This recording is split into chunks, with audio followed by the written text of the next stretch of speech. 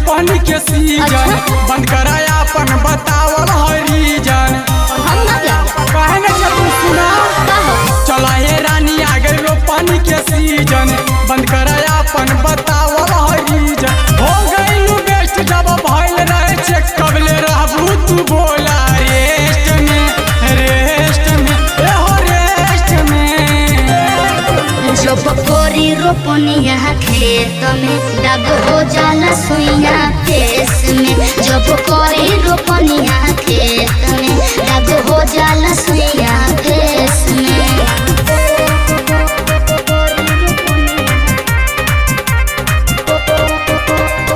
music by Aman rock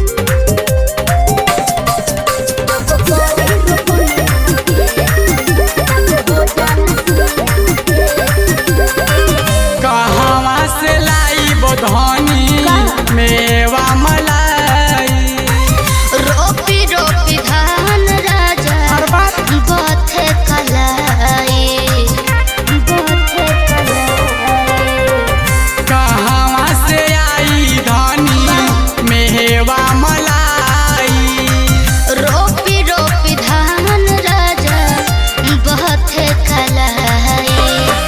कहाँ बोले तू बिजी रहबू बोला इंटरनेट में सुनी जब करी रोपनिया खेत में दाग हो जाला सुइया फेस में जब करी रोपनिया खेत में दाग हो जाला सुइया फेस में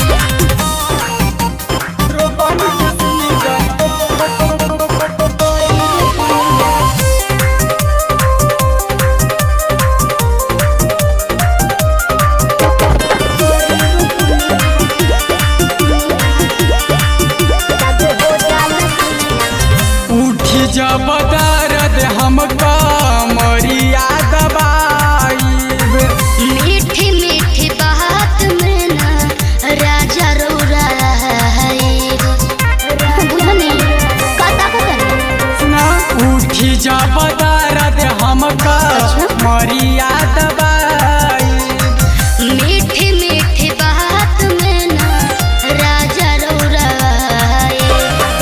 कहाँ बोले तू राबू गोलू कौशल के वेट में